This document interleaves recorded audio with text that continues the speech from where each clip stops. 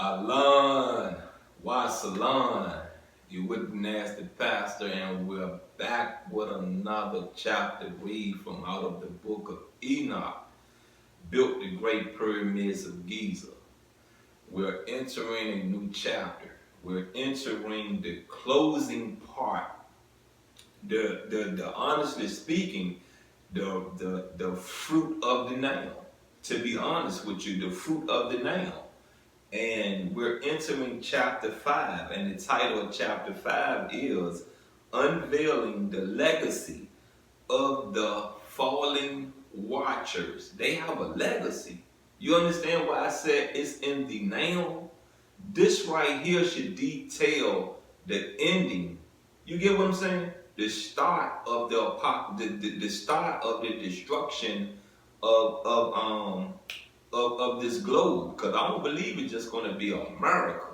I don't believe that. I believe what's going to happen is that these watchers is going to be on a destructive path until there's nothing left to destroy. You understand me? So when I say this is the now, you get what? If we don't get it together, then this is going to be, these prophecies are going to be alive, and we're going to go through the destruction of this globe being driven into that sun. Yeah, driven into that sun. Let's go and get into the beginning of this. And just to let you know, this probably going to be a 5-part or a 6-part read. We have 19 pages, and I try to do 4 a read. You feel what I'm saying? I try to do 4 pages every read, and just know that this could turn into 6 parts. Depending on the fruit, depending on the severity of the paragraph, the passage, the sentence. You understand what I'm saying? In the cryptic pages of the book of Enoch, a narrative unfolds that transcends the boundaries of conventional understanding, revealing the story of the 200 fallen angels known as the Watchers. Their descent from grace, prompted by a pact to engage in forbidden relationships with human women, unravels a tale of cosmic rebellion and the birth of hybrid giants, Nephilim. As the celestial drama unfolds, the fallen angels or watchers make a fateful pact to partake in acts deemed abominable by divine law, relations with mortal women. The book of Enoch offers a glimpse into the more transgressions that led to their fall from grace, challenging the boundaries set by their celestial station. Now, let's go on touchdown right there. You got what I'm saying? They wasn't supposed to sleep with mankind. That wasn't supposed to happen. Who you think tricked that on them? Who you think forced that upon them? Who you think had control of these angels? Satan. So I tell you that, excuse me, because I don't like to use the word sorry. Apologize for telling you that. But who? Come on, who? You get what I'm saying? You are sent here. You get me? You are sent here by the creator of all to look over this globe and see what's coming and see what's wrong. You feel what I'm saying? And if it wasn't that way, then that means what? What? These watchers was here to enhance mankind. You feel what I'm saying? Enhance mankind. And if it's true to the fact of what we just read, come on. If it's true to the fact of what we just read, then mankind wasn't enhanced. You get what I'm saying? Mankind was cursed. You feel me? Cursed. And it tells me that all of the angels in heaven that the demiurge was supposed to get rid of and fall down here with Satan, they didn't. You get what I'm saying? They didn't. We're talking about 200 falling angels that fell to this earth. You get me? Now, if we correct, you know what I mean? Because I'm going to give you a third way to look at this. If we're correct, these are the angels that was in heaven. You get me? Because like I said, Satan fell here by itself first. And then the demiurge started getting rid of what? Satan followers out of heaven. So if it was 200 of them, come on now. Come on. Come on. Come on, that road. As the celestial drama unfolds, the fallen angels or watchers make a faithful pact to partake in acts deemed abominable by divine law, relations with mortal women. The book of Enoch offers a glimpse into the moral transgressions that led to their fall from grace, challenging the boundaries set by their celestial station. The unholy unions between the watchers and human women give rise to a breed of hybrid giants, Nephilim. These formidable beings, characterized by their enormous stature, roam the ancient world, leaving an indelible mark on the archaeological record. The book of Enoch sheds light on their existence, echoing through the ages as a testament to the consequences of cosmic rebellion. The archaeological record, rife with skeletal remains of giant beings, becomes a silent witness to the legacy of the fallen watchers. However, mainstream archaeology tethered to prevailing paradigms opts to suppress the evidence. Skeletal finds documented by reputable scientists before the dawn of the 20th century now languish in obscurity, concealed to preserve a narrative that denies the existence of these giants. From ancient Greek accounts to reports spanning various cultures and continents, the giants' presence in the archaeological narrative becomes undeniable. Skeletal remains, some reaching heights of up to 35 feet, punctuate the global landscape, challenging the very foundation of established historical narrative. The book of Enoch becomes a key to unlocking these suppressed chapters in human history. In the cosmic drama, the term Anarchy emerges as a designation for the 200 fallen angels who abandoned the celestial duties assigned by the Creator. What we're going to do is pause right there. I don't want to go no further. Now, these the aliens y'all talking about. I don't want to go no further. If these the aliens you talking about, because the Creator created these, right? Right? Okay, so the Creator created these, right? And they defy the laws that our Creator, our Supreme Being, our demiurge put upon them, right? Right? Come on now, right? Now, their technology is so advanced that during those times, they fell where the Sumerians, Anakis were Sumerians, to be honest. You know, they fell where the Sumerians was at. You feel what I'm saying? So, I'm going to just say this to you once again. You got what I'm saying? You can believe what you want to believe. I'm going to believe in some common sense.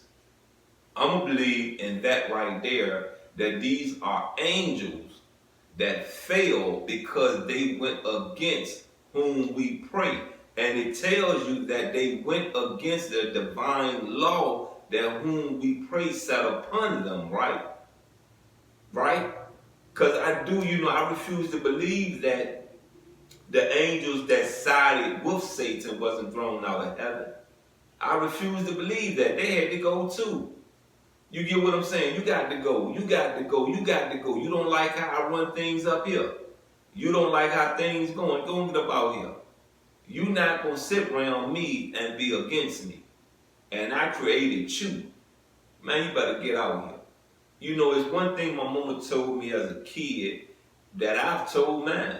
You got what I'm saying? I haven't had to tell my oldest, but I've told my youngest, and I've told my middle child. You got what I'm saying?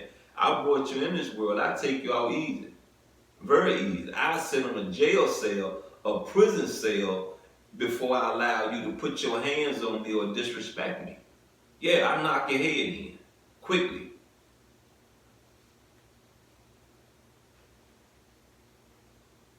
Their choice to defy divine law sets the stage for a narrative that spans the heavens and the earth. A narrative that challenges the conventional understanding of the relationship between the divine and the mortal. The revelations from the book of Enoch, coupled with archaeological evidence, become ammunition in the battle against the stronghold of evolutionary dogma. The suppression of evidence motivated by a reluctance to admit defeat in the face of conflicting narratives underscore the significance of these findings in reshaping our understanding of human origins. As we navigate the annals of the falling watcher's legacy, we encounter a cosmic rebellion that reverberates through time. Come on. A cosmic rebellion. You give me a cosmic. Come on now. Where the cosmos at? Where the cosmos at? In the heavens. The consequences of their actions extend beyond the pages of ancient texts, influencing the course of human history and challenging the very foundations of established beliefs. In the following chapters, we dwell deeper into the repercussions of the falling watcher's legacy on humanity's collective consciousness and the ongoing battle to unveil the suppressed truths embedded in the archaeological record. In the intricate tapestry of cosmic history, the threads of the falling watchers weave through the fabric of human existence, leaving behind a legacy that defies conventional understanding. As we unravel these cosmic threads, we delve into the depths of the forbidden pacts, the enigmatic Nephilim, and the enduring battle against the suppression of archaeological evidence. The forbidding pacts of the watchers, as chronicled in the book of Enoch, stand as celestial transgressions that reverberate through the spiritual realms. The cosmic rebellion unfolds not merely as a narrative of the disobedience, but as a pivotal moment that alters the course of divine destinies and human history. Now we know what being on your pivot is, right? That means you at a standstill. And let's just do this for, let's just do this for those, I'm gonna do this for me so I know what I'm talking about. You get what I'm saying?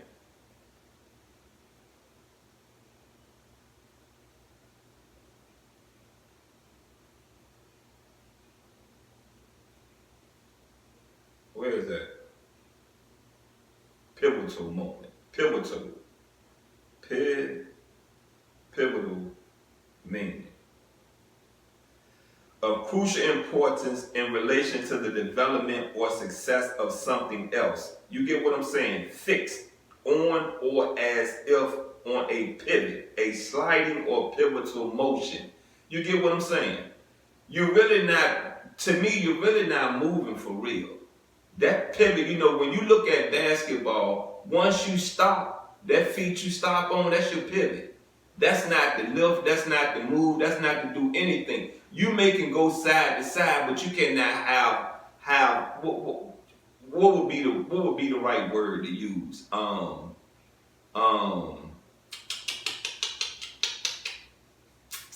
You better jump off that feet. You better not take another step. Let me put it to you that way. You better leave that feet on the ground and you can move it side to side, but you better not take steps forward or steps backwards. You better not lift it off the ground. How about that? That make more sense to you. You better not lift it off the ground. So if them define the creator's wishes, the Creator's law, then the watchers stagnated human, you get what I'm saying? Mankind elevation. Evolution, let me say that. Elevation, evolution, it's the same because you go up. You progress. You feel what I'm saying? Come on, wake up. Wake up. We're adding on to the BS that was here, that was put here. We're adding on. You get it? We're adding on. Come on now. Even I got a song that I tell you about. You know what I mean? I tell you I'm standing on my pivot so I know I'm here to uplift. I twist that around. You get what I'm saying? I see it a different way. There's something I'm supposed to do here. There's something I'm supposed to say, hey, boom, hey, bam, boom, boom, pull this up, pull this together. You get what I'm saying? I don't know what's going to be the next direction. I know what I want to do. I know what I'm trying to do. You get what I'm saying? I don't know what the next direction that whom I pray to is going to allow me to do. I probably have to sit here for the rest of my life to whom I pray to call me home to keep, you get what I'm saying? To keep some structure within this city. To keep something going right within this city, to speak, to give people an understanding what this city was, what this city turned into, and what this city can go back to being. And it was a beautiful city. Beautiful, very beautiful. Even when I became a young adult and had to take care of myself, I still saw this city as beautiful. I didn't see it as ugly. I didn't see it as nasty. I said, God was beautiful. See, it's easy to see something beautiful when you have someone taking care of you 100%. That's very easy. But when you got to get out here and you got to take care of yourself, that's when most people start looking at the world being ugly to them. You understand what I'm saying? You get it? Come on, man. Wake up. Please wake up. Please wake up and understand you're killing yourself. You get it? Ain't nobody else got to kill you nowadays. You kill yourself. You feel what I'm saying? It's to a point when you put the guns down, you get what I'm saying? If you're not elevating your mentality, then you're what? Stagnated. You're killing yourself if you're standing in one spot, for real. And you might say to yourself this, well, okay, you say you're standing on your pivot and you know that you're here to uplift. Now you're going to twist this round on me and say, well, are you killing yourself? I'm alive. I'm very so much alive. I'm very so much delivering a message to raise you out of your BS you're in. You get me? Now, if you want to die, you want to not listen to the message of evolution, elevation, cool. Do not tune in to me. You get me? When somebody come to you and they say something to you about the nasty pastor, tell them I don't want to hear it. The nasty pastor told me to tell you I don't want to hear it. You understand me? You get what I'm saying? Believe me, I have a good message for you. I don't care if you don't like the way I deliver it. I really don't. I really don't. It's time for some tough love. It's time for some straightforward truth. It's time for you to understand everything you have done hindered your life as everything I've done in my past hindered my life. You get it? Stop hindering yourself. For real. Stop it. Stop listening to everybody and putting actions into everything you hear. Go on and weigh things out. Does this make sense? Does that make sense? And if you can't figure it out yourself, pray on it and wait on the blessing to begin. That's what I do. Things I know I have no control over, I give it up to whom I pray to, and I let whom I pray to handle it. And see, the thing about whom you pray, they may send your mama to handle it, and your mama don't even know what she really doing. They may send your daddy to handle it, and your daddy don't even know who pushed the button. They may send your cousin, your aunt, your uncles. They may send a stranger. You get what I'm saying? A stranger to file a piece of paper the wrong way so it can be thrown out of court. Come on now. Come on now. How many of y'all have had a criminal case that you have went in court for and something was done wrong. They may put the wrong police on you. And I give you an understanding of this, and I'm going to toot my horn for this. The police officers that nabbed me and grabbed me back in 1991, whom I prayed to, you know what I'm saying, made sure that you're not going to convict them on that. That's not going to stay on him. So I'm going to send Doofus and Dummy to make sure Doofus and Dummy do this to wake him up about what he's doing, because I have another path I need you in. And I'm not going to say I didn't drop the ball. I'm not going to say I didn't drop the ball. I'm not going to say that. I did drop the ball. You get what I'm saying? Because I was given another chance. But what I got out of dropping the ball, you get what I'm saying? What I got out of dropping the ball is an understanding and a direction of what I needed in my soul. I don't know if I would have went into the military after I beat that case on the appeal, who I would be today. I don't know. I don't know. I don't know what I would have saw cross seas that would have me looking at America differently. I don't know if what I would have saw cross seas would have had me looking at anything in America differently. You get it? Because see, there are some things you may see cross seas and say, God Almighty, what is our country doing? And we're not realizing we're tapping into something that is being defended, not something that we're bullying. You get what I'm saying? You understand what I'm saying now? Sometimes what you see need to be processed longer than you giving it 5 minutes, you giving it 5 seconds. You may need to give it 5 years to get your understanding out of it. Look, I'm going to just say this to you once again, you know what I mean? Life a mother.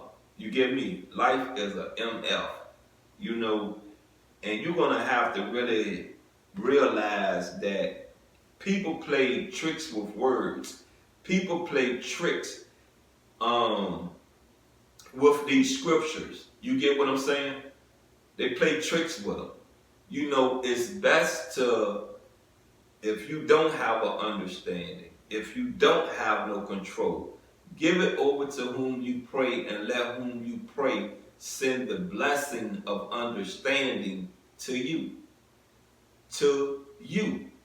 It may come in the form of a dog. It may come in the form of a roach, a cockroach, a bird, a snake, a